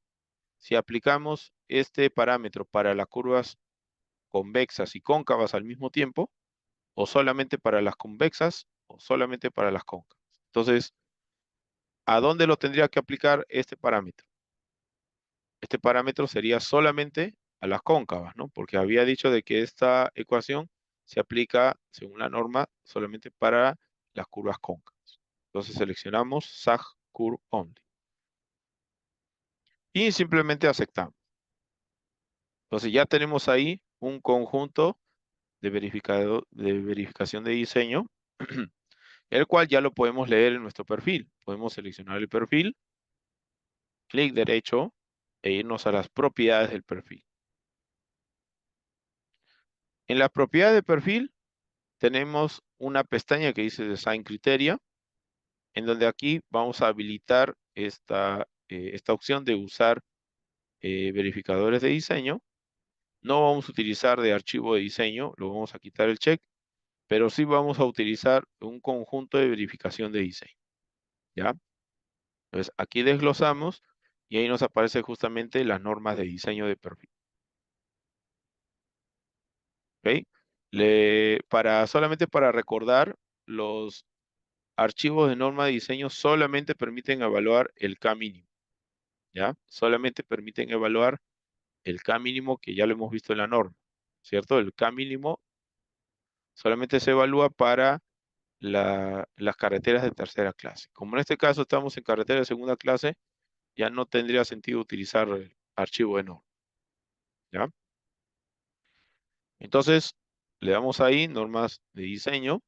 En la última pestaña, Profile Locking, esta es una pestaña bastante importante. Yo les recomiendo que siempre esté configurado de esta forma. ¿Por qué? Porque si nuestro alineamiento cambia, el perfil también va a cambiar, pero va a cambiar de tal manera que solamente va a cambiar el perfil, la altimetría solamente va a cambiar en los sectores donde ha cambiado el trazo en planta. ¿Ya? Imagínense que en planta sea este trazo que está aquí y ustedes lo cambien de esta forma, ¿no? Ustedes, digamos, que hagan a esta curva, la reduzcan de radio y a esta curva le omitan esta curva de aquí, ¿no? Y el resto de trazo sigue igual. Entonces, ustedes están cambiando su trazo desde aquí hasta aquí. Entonces, todas las curvas verticales o tangentes verticales que estén en este sector, va a aparecer un signo de admiración, que significa de que hay un cambio. Te alertan de que ha habido un cambio en el alineamiento horizontal y que eso ha provocado un cambio en el alineamiento vertical. Donde no vean este símbolo, significa que su rasante está tal cual, no ha cambiado. Puede ser que haya cambiado las progresivas, eso sí, pero como altimetría, si es que ha subido o ha bajado, eso no pasa si no aparece el signo de admiración. ¿Ya? Entonces, esto es importante que esté en este modo de configuración. ¿Ya? Entonces, ya que le hemos dado el conjunto de verificación de diseño, vamos a aplicar y aceptar. Cuando aplicamos, seguramente vamos a ver algunos signos de admiración. Por ejemplo, acá vemos uno, ¿no? Seguimos revisando. Podemos encontrar quizás por ahí otro, ¿no? Bueno, acá ya no encontramos signo de admiración, pero acá hay uno, ¿no? Este de aquí. Si nosotros nos acercamos y dejamos el cursor del mouse, podemos ver que el parámetro que no se está cumpliendo es el de la pendiente mínima y máxima, ¿no? Ese es el parámetro que no se está cumpliendo. ¿Qué es lo que no estaría cumpliendo? ¿La mínima? No, la máxima, ¿no? Porque acá evidentemente vemos de que está con menos 7.06. O sea, ya sobrepasó la pendiente máxima. Entonces, ¿qué tendríamos que hacer para que cumpla? Simplemente bajar la pendiente, ¿no? Tenemos que bajar la pendiente. Una forma de bajar es moviendo aquí el perfil de manera gráfica utilizando estos pinzamientos. Si hacemos clic en este pinzamiento triangular, vamos a mover el perfil a partir de su PI. Lo vamos a desplazar a partir de su PI, ¿no? Por ejemplo, si lo movemos más hacia abajo, estaríamos reduciendo la pendiente, ¿no? Ahí vemos que ya se redujo a menos de 7 y por lo tanto estaría cumpliendo la norma, ¿no? Por eso ya no me sale el 5. Si yo más bien hago lo contrario, subo más la pendiente, me aparece ahí un símbolo de advertencia, ¿no? Ahora, si por el contrario yo aplano demasiado la tangente, por ejemplo, lo hago así, acá también me va a salir un signo de advertencia. ¿Qué es lo que no me está cumpliendo? no me está cumpliendo ese verificador de diseño que es pendiente mínima y máxima. ¿Por qué no me cumple? Porque ahora ya no me está cumpliendo la mínima. ¿Cuánto era la mínima? 0.5, ¿no? Pero en valor absoluto.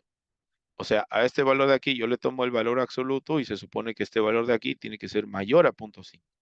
Pero vemos que no es mayor, es menor. Por eso me sale la alerta. ¿Ya? ¿Qué tengo que hacer para que me cumpla? Simplemente cambiar la pendiente.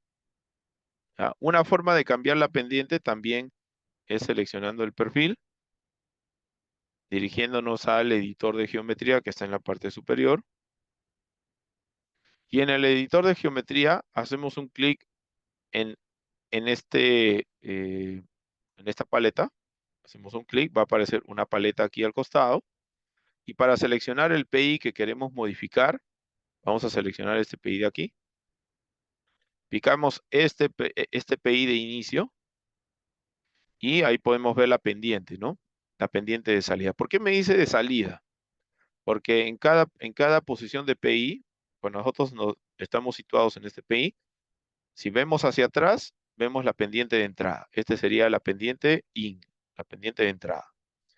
Y si vemos hacia adelante, este sería la pendiente OUT, sería la pendiente de salida. ¿Ya? Si estamos posicionados en este PI de aquí, esta pendiente sería la pendiente de entrada. Y esta de aquí sería la pendiente de salida. O sea, va a depender en qué PI estemos posicionados para cambiar la pendiente. ¿Ya? Eso es algo importante. Entonces, si yo quiero cambiar la pendiente aquí, pero no quiero cambiar la cota del PI, de este PI, entonces tengo que seleccionar este PI de aquí, y cambiar la pendiente, por ejemplo, a menos 6.5. Presiono Enter y con eso ya cambió el perfil. Todavía no se actualizan las etiquetas, pero ya cambió el perfil, ¿no?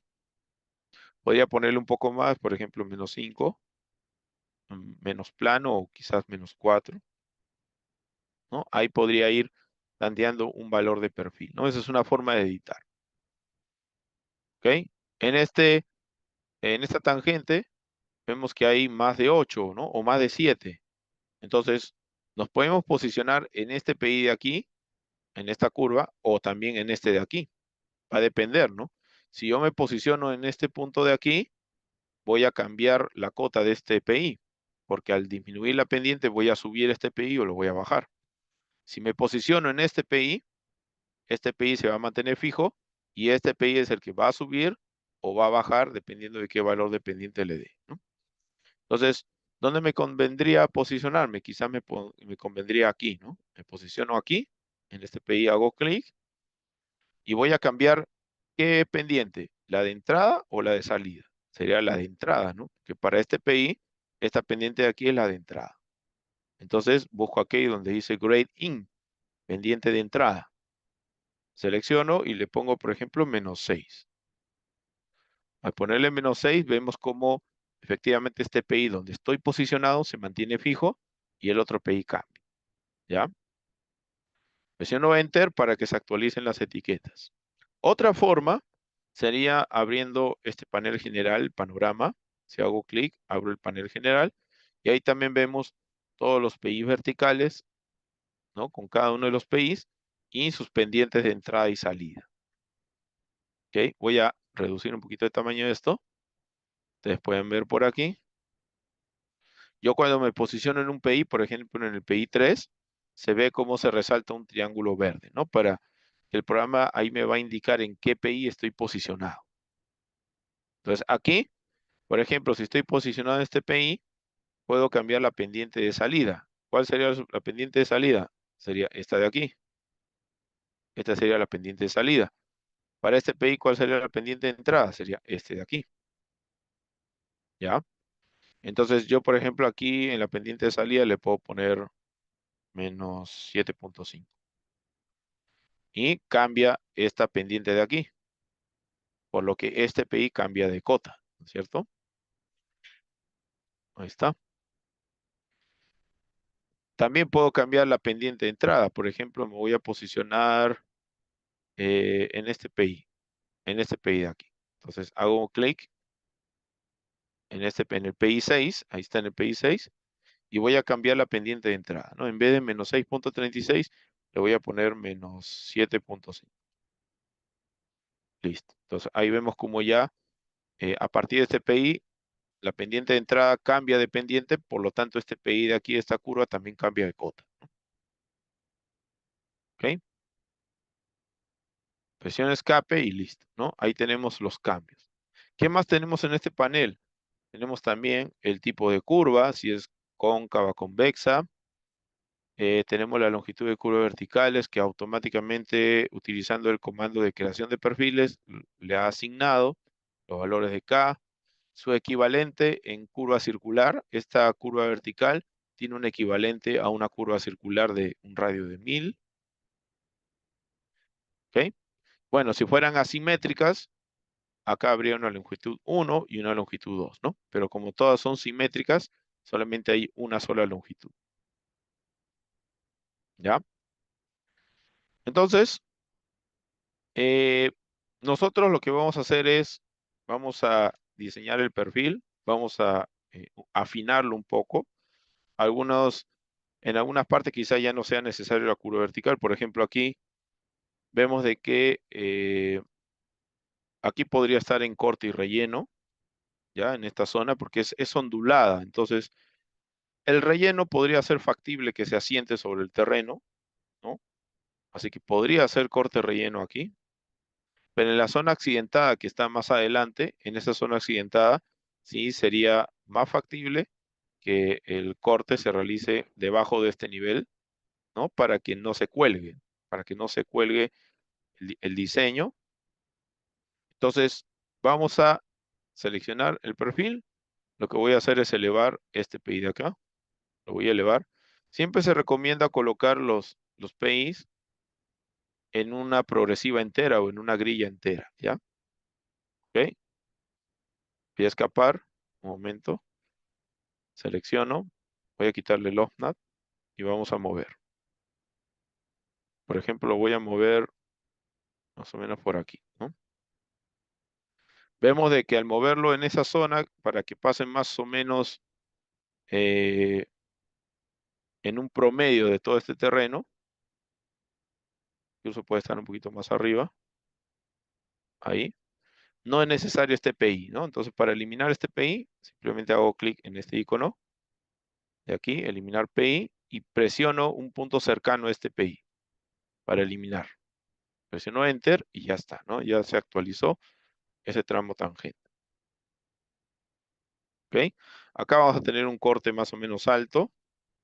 Y aquí también no es tan accidentado esta parte, ¿ya? No es tan accidentado las curvas o el terreno no está tan alejado con respecto al centro, a diferencia de esta zona que sí está más alejada, ¿no?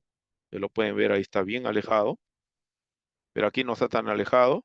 Podemos pasar en relleno, ¿no? Toda esta parte. ¿Para qué? Para tratar de aminorar este corte. Está aquí. Entonces, podríamos subir este PI de aquí, quizás por aquí, ¿no? Más o menos por aquí. ¿Ya?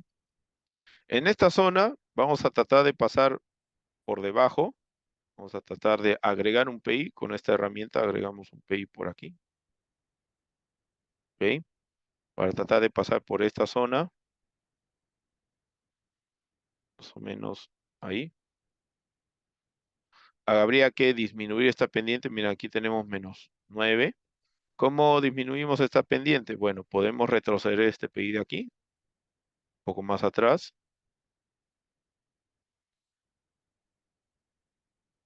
A ver, un momento. Más o menos por aquí, ¿no?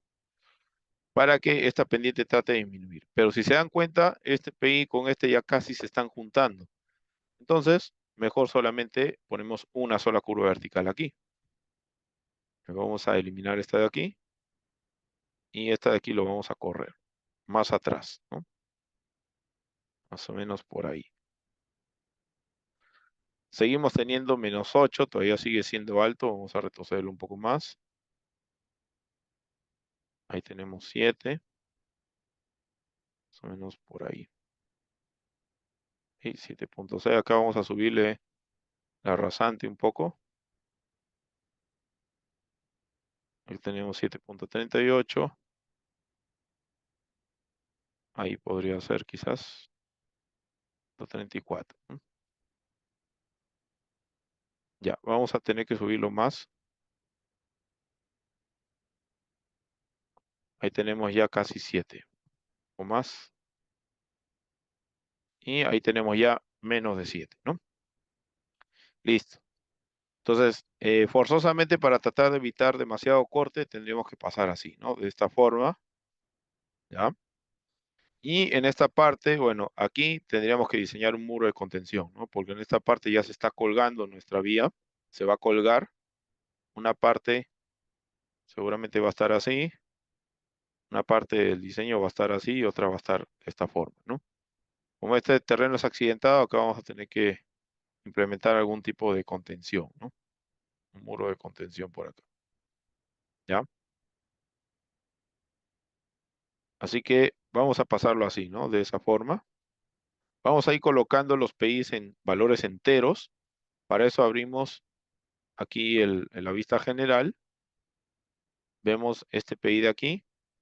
Este PI está en 639.35. Vamos a poner 640. ¿No? Ya está. Valor entero. Este PI de aquí vendría a ser este, el número 3. Vamos a ponerle en la 1250. 1250. ¿Ok? Ya está. Vamos a ocultar temporalmente esta ventana y vamos a seguir con el diseño, ¿no? Aquí vamos a pasar en relleno. Si más no me equivoco, este punto de aquí vendría a ser este que está aquí. Esta zona donde parece haber una quebrada. Así que ahí sí o sí tenemos que pasarle en relleno, no podemos pasar en corte. Vamos a pasar ahí por encima en relleno. Acá también podríamos ir a media ladera, ¿no es cierto? Porque no es tan fuerte la pendiente. O en todo caso, si no queremos que haya mucho relleno, vamos a retroceder este PI. Vamos a aprovechar aquí y colocarlo en esta zona. Justo ahí está coordinando con una curva horizontal, así que sí sería conveniente colocarlo por aquí, ¿no? Ahí. Ya, este PI de aquí lo voy a retroceder un poquito, más o menos ahí, que pase debajo del terreno, en esta zona, que no haya tanto relleno. Acá esta parte es accidentada, esta parte sí tiene pendiente fuerte, transversal. Ya, así que aquí vamos a pasar, vamos a retroceder el PI. A ver, vamos a retroceder este PI. Vamos a retrocederlo más o menos por aquí. Ahí. Ya está. Si ustedes quieren retroceder el PI manteniendo esta pendiente de entrada o esta de salida, utilizan estos pinzamientos de aquí. Esta flechita me permite mantener la pendiente de salida, pero cambiar la pendiente de entrada, ¿no? O la otra flechita me permite mantener la pendiente de entrada y hacer variar la pendiente de salida, ¿ya? Miren, si yo pongo un punto acá abajo, voy a pasar mucho en corte, así que aquí no tengo de otra que voy a retroceder un poco más este PI. Más o menos, a ver, voy a cerrar esta ventanita. Lo voy a retroceder. A veces cuando está la ventana abierta no me deja cambiar el PI. Ahora sí. Acá va a tener que pasar en corte y acá va a tener que pasar pues con muro, ¿no? En esta zona. Acá también seguramente va a tener que pasar con muro en esta parte. ¿Ya?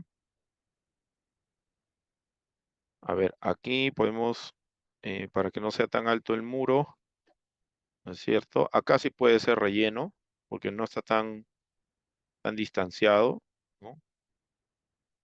Podríamos, eh, incluso podríamos hacer una sola curva vertical acá, ¿no? Porque si esto lo subimos de rasante, más o menos para que pase en relleno, ¿no es cierto? Incluso este PI ya no nos serviría porque está casi la misma pendiente. Podría eliminar este PI de acá, ¿no? Para que pase directo de esta forma. Este PI, para que no se corte demasiado aquí, podríamos eliminarlo, ¿no? Ahí, mover este PI de aquí hacia adelante, para que tampoco sea tanto relleno aquí. Más o menos podríamos moverlo por aquí, ahí. Y vamos a ajustar las pendientes, ¿no? Vamos a ajustar ahí, perdón, la progresiva de cada PI. Vamos a abrir panel. Vamos a darle acá. Acá sale 1.800.43, vamos a ponerle 1.800. 2.499, vamos a ponerle 2.500. Y el último punto es el final, ¿no? Ya está. Para que no haya una longitud, mira, acá la pendiente no está cumpliendo, voy a retroceder este PI. Voy a retrocederlo por aquí. Ahí ya me está cumpliendo, ¿no? Más o menos por ahí, ¿ya? Ahora, si nosotros quisiéramos hacer coordinar las curvas verticales con los horizontales, lo que vamos a hacer es lo siguiente. Vamos a irnos a análisis, la pestaña análisis, la opción Station Tracker y la opción All Viewport, ¿ya? Pero antes de ello voy a dividir en dos mi viewport. Vamos a irnos acá a esta rayita. Hacemos un clic, vamos a las listas y vamos a dos viewport, ¿ya? Ahora sí activo el Station Tracker en All Viewport. ¿Para qué? Para poder ver una línea, tanto en la planta como en el perfil. Cuando yo me desplace sobre la planta, ustedes van a poder ver ahí una línea en perfil. Y cuando yo me desplace en perfil, van a poder ver una línea en planta, una línea color magenta. Entonces, con eso vamos a poder revisar a ver si nuestras curvas verticales coordinan con las horizontales, ¿no? Se recomienda que la curva vertical convexa no coordine con una horizontal, porque habría doble problema de visibilidad, ¿no? La misma curva horizontal es un problema de visibilidad. Sumado a la curva vertical, que también la convexa, que es un problema de visibilidad, pues se duplicaría el problema, ¿no? Pero las cóncavas, estas de aquí, sí pueden coordinar. Las cóncavas sí pueden coordinar con las curvas horizontales. Entonces, las curvas convexas tratemos de que estén en los tramos tangentes, ¿no? Vemos de que aquí está la curva cóncava, perdón, convexa, y está en el tramo tangente, ¿no? Si puede estar un poco más adelante, mejor. O sea, que esté más o menos, si yo me muevo sobre el perfil, que esté por aquí, ¿no? Entonces, si puede estar un poquito más adelante, mejor, ¿no? Más o menos por aquí. ¿Ok? Ahora eso implica que acá la pendiente haya aumentado, ¿no? Bueno, simplemente este PI de acá, que es una cóncava, lo podemos correr un poquito más adelante. Ponemos un poquito más adelante para que baje la pendiente, ¿ya? Como hemos movido así a mano alzada, vamos a abrir nuevamente el panel. Vamos a ajustar aquí las progresivas. 680. Y aquí serían 1280. Listo. ¿Ya? Ahí está. Entonces vemos la convexa está sobre una tangente horizontal. Está bien. Vamos más adelante. Acá vamos a tener una curva cóncava. Todavía no hay curva porque aquí hemos agregado un PI solamente. Para agregar una curva vertical, lo que tenemos que hacer es utilizar esta herramienta de aquí y utilizar ya sea esta herramienta de aquí o si ustedes se van a la opción que dice más curvas verticales, pueden utilizar esta de aquí. Esta es más sencilla porque solamente pican un PI. Pican un PI y le dan la longitud. Pero esta opción de aquí me piden seleccionar la entidad de entrada, la entidad de salida, ¿no? O sea, es un paso más que hacemos. Yo les recomiendo utilizar esta de aquí. Esa les pide especificar un PI. Voy a especificar este PI de aquí. Y ahora me pide una longitud. Yo le voy a dar en la barra de comandos, por ejemplo, una longitud de 60. Presiono Enter y Enter, ¿no? Y con eso ya le he agregado una curva vertical a ese PI que estaba solito. ¿ya? Esta curva vertical, no hay problema si está en la curva circular, coordina con la curva circular o con la tangente, no hay problema, ¿ya? Porque las curvas verticales cóncavas no suelen tener problemas de visibilidad, ¿ya? Así que podemos dejarlo ahí. La longitud lo vamos a evaluar después. Seguimos más adelante, vemos de que estamos cruzando la quebrada. Aquí la curva convexa está coordinando con una curva horizontal, pero si bien es cierto, no es recomendable, pero acá tenemos una excepción, porque esta convexa está en un tramo en relleno. Entonces, aquí no hay problema de visibilidad doble, ¿no? Hay solamente una restricción de visibilidad, que sería por la curva vertical. Que eso se soluciona aumentando la longitud de la curva vertical, nada más, ¿no? Así que aquí sí no habría ningún problema que esté la curva convexa, ¿no? Porque estamos en zona de relleno, ¿ya? Vamos más adelante. Acá tenemos una curva vertical y justo coordina pues con una curva horizontal, ¿no? Una vertical cóncava con una horizontal. Entonces está bien. Seguimos analizando más adelante. Acá tenemos una cóncava también. Esta cóncava está sobre una parte de la curva circular y una parte de la tangente. Así que no hay ningún problema que esté en esa ubicación, ¿no? Y el resto ya es tangente, ¿no? Es pura tangente. ¿Ok? Entonces, yo creo que hasta ahí tendríamos un trazo con tangentes y curvas ya bastante cercano al diseño, ¿no? A lo que podríamos considerar como ya nuestro diseño. Entonces, ¿qué es lo que nos queda? Evaluar las curvas verticales. Para ello, yo les he compartido un Excel, ¿ya? Ese Excel está en la sesión 6, está en los nativos. Hay un Excel que se llama cálculo de curvas verticales. Van a hacerle doble clic, o lo vamos a, en todo caso lo voy a copiar, lo voy a pegar aquí en los desarrollados, ya para que no se confunda con el original. Este lo voy a abrir. También voy a guardar este archivo, voy a guardar en su sesión 6.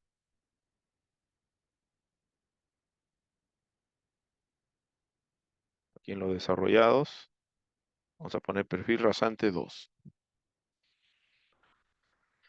Listo. Abrimos ese Excel.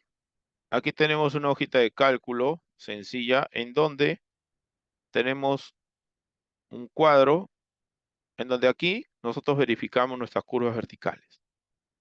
¿Qué datos tenemos que ingresar? Tenemos que ingresar, bueno, el ID de la curva vertical, su ubicación, que vendría a ser la coordenada o la progresiva del PI vertical, la velocidad de diseño en cada curva vertical.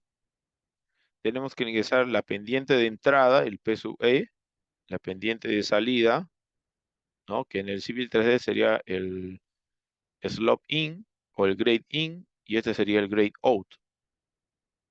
La diferencia algebraica de pendientes, que también me lo da el programa. El tipo de curva también me lo da, solamente que en inglés. Y este tiempo de percepción y reacción es dato de la norma, este también es dato. Y con esto, y con todos estos datos, ¿qué es lo que tenemos que calcular? Tenemos que calcular la distancia de parada, ¿no? La distancia de parada. Ahora, ¿por qué en esta hoja de cálculo hay dos distancias? Si ustedes se dan cuenta, hay dos análisis, el análisis de ida y el análisis de regreso. ¿Por qué hay dos análisis? Hay dos análisis porque imagínense que nosotros estamos en un tramo de subida, ¿no? Estamos en un tramo de subida. Y en ese tramo de subida, asumiendo que este es el sentido de ida, en un tramo de subida tenemos más dificultades. ¿Para qué? No, mejor dicho, no dificultad, ¿no? Sino tenemos más facilidad para frenar. ¿Por qué? Porque en este movimiento de subida, nosotros tenemos en oposición la gravedad, ¿no es cierto? La fuerza de gravedad. en su descomposición. Entonces, esa fuerza gravitatoria lo que hace es restarle velocidad. Entonces, es más fácil frenar cuando estamos en un tramo de subida que en un tramo de bajada. El vehículo que viene en el otro sentido, en el otro carril, en el otro sentido, este viene de bajada, ¿no? Y como viene de bajada, tiene a favor la gravedad. Entonces, este vehículo de aquí que está de bajada es más complicado que frene que el vehículo que viene en subida. Entonces, nosotros cuando hacemos un análisis en una carretera bidireccional, donde no está segregado por una mediana, un separador central, sino que ambos carriles están juntos, tenemos que utilizar el valor más conservador de distancia de parada, ¿ya? El valor más conservador. Entonces, de estos dos casos, cuando el vehículo va en el sentido de ida o cuando va en el sentido de retorno, para este caso, ¿cuál me daría la mayor distancia de parada? El mayor requerimiento de distancia de frenado o parada vendría a ser este vehículo de acá. Este, el que está de bajada. ¿Por qué? Porque ya les había dicho, este vehículo se le va a dificultar más el frenado. ¿Y eso en qué se traduce? En mayor distancia de parada. ¿No es cierto? Le va a demorar más, va a necesitar más distancia para frenar porque tiene a favor la gravedad. En cambio, este vehículo no. Este vehículo va en subida. Entonces, ahora, cuando nosotros calculamos una curva vertical, tenemos esta configuración. Tenemos, por ejemplo, si es convexa, tenemos una subida, la curva vertical, y tenemos la bajada, ¿no? Entonces, si yo estoy en el sentido de ida, yo no puedo analizar la pendiente en este tramo curvo, porque acá la pendiente varía, es variable. Entonces, tengo que analizar la pendiente antes de entrar a la curva vertical y después de pasar la curva vertical. En el sentido de ida, por ejemplo, aquí puedo tener 5% positivo y acá puedo tener menos 3% negativo. Entonces, en el sentido de ida, tengo dos posibles distancias de parada a calcular. La distancia de parada para esta pendiente y la distancia de parada para esta pendiente. Es en el sentido de ida. En el sentido de retorno, ¿cuáles serían los valores de pendiente? Ya no sería menos 3, ¿no? Sino sería más 3. Cambia de signo. Porque el vehículo está yendo en sentido contrario. Y aquí ya no sería más 5, sino sería menos 5. Entonces, en el sentido de retorno, ya tenemos otro análisis, ¿no? Tenemos otro análisis para calcular distancia de parada para 3% positivo y para menos 5% negativo. Entonces, de todos estos 4 valores del sentido de ida y el sentido de regreso, ¿cuál me daría la mayor distancia de parada? ¿Cuál sería el mayor valor? El valor más conservador. El valor más conservador sería